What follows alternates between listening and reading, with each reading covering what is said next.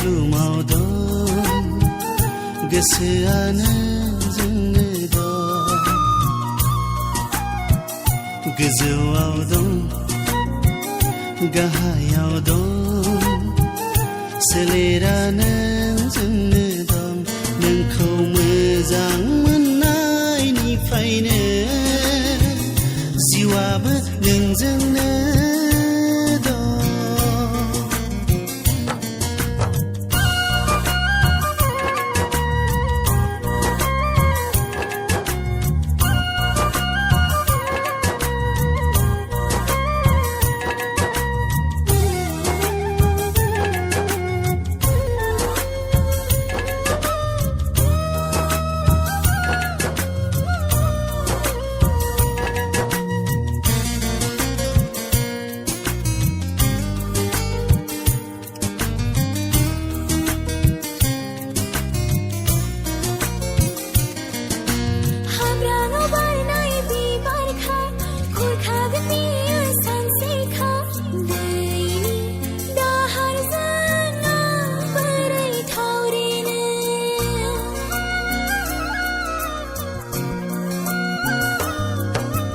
बुखारबा बियो थाबथागोन आंनि बिगुर बिखायाव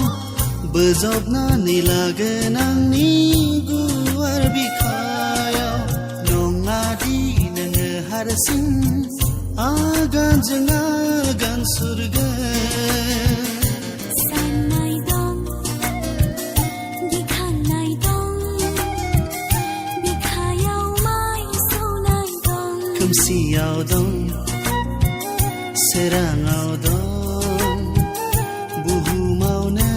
जोंनो दं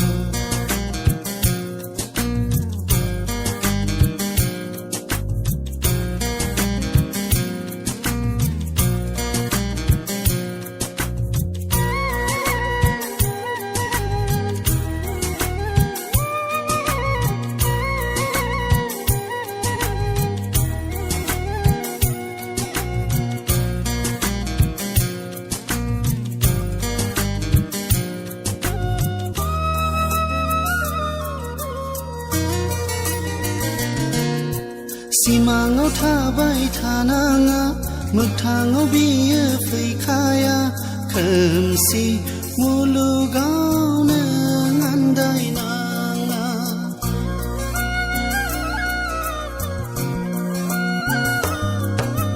जावलिया बारनि बारनायजों मेगन गोसा सान्दुं दुंनायजों रानलांनो बेसे गोबाव फुंनि निहोरा हागोन दा रैखाथिनो गावनि असे साननानै हाङाव दं बाराव दं सानखि हरनो जोंनो दं सिगाङाव दं इयुनाव दं थांनानै थासान्दि दं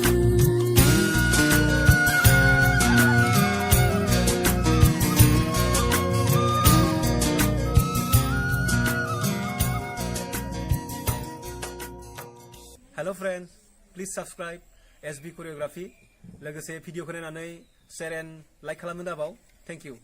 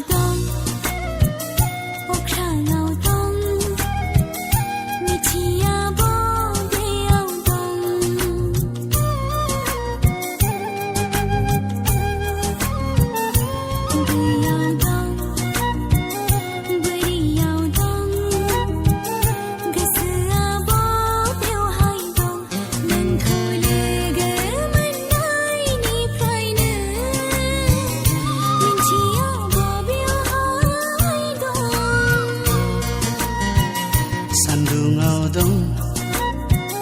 सायख्लुमाव दं गोसोआनो जोंनो दं गोजौआव दं गाहायाव दं सोलेरानो जोंनो दं नोंखौ मोजां मोननायनिफ्रायनो जिउआबो नोंजोंनो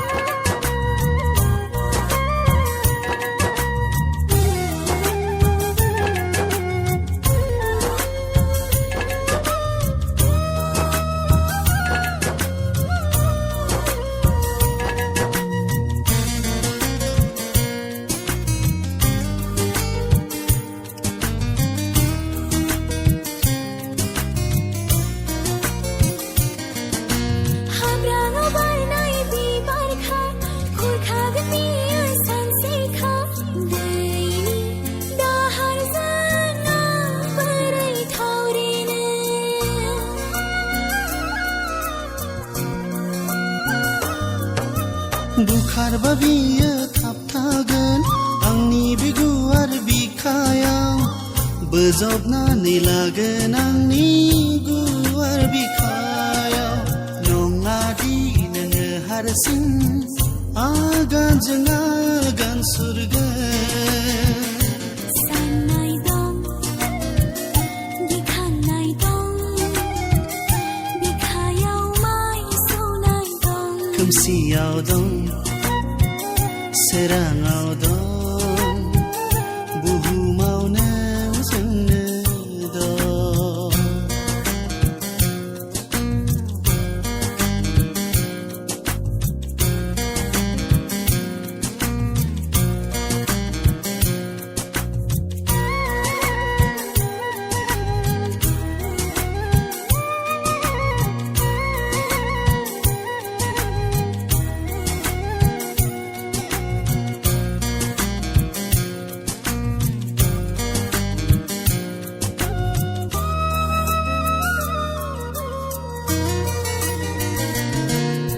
सिमाङाव थाबाय थानाङा मोगथाङाव बियो फैखाया खोमसि मुलुगावनो आन्दायनाङा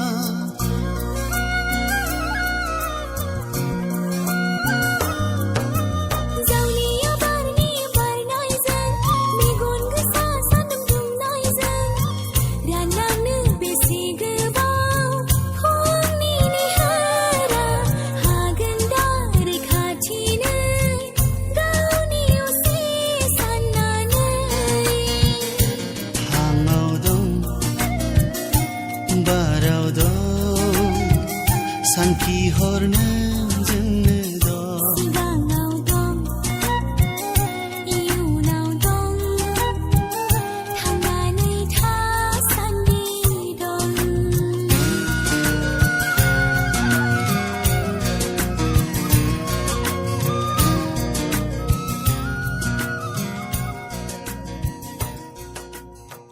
हेल' friends please subscribe SB choreography लोगोसे भिडिअखौ नायनानै शेयार एन्ड लाइक खालामनो दाबाव थेंक इउ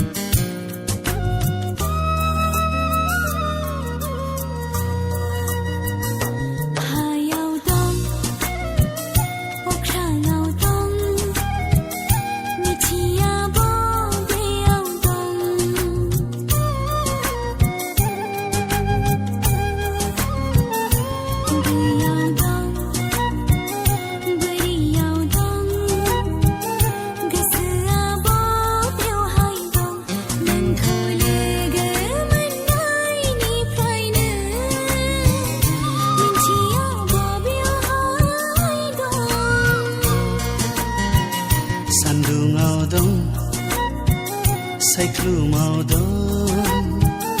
गोसोआनो जोंनो दं गोजौआव दं गाहायाव दं सोलेरानो जोंनो दं नोंखौ मोजां मोननायनिफ्रायनो जिउआबो नोंजोंनो दं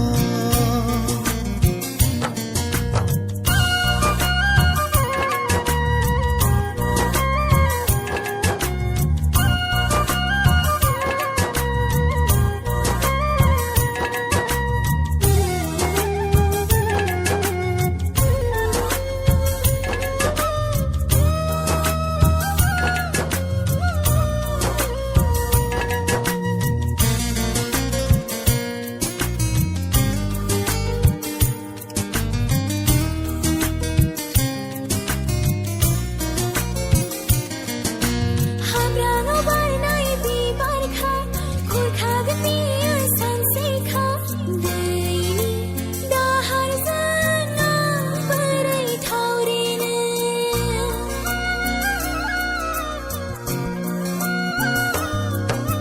बुखारबा बियो थाबथागोन आंनि बे गुवार बिखायाव बोजबनानै लागोन आंनि गुवार बिखायाव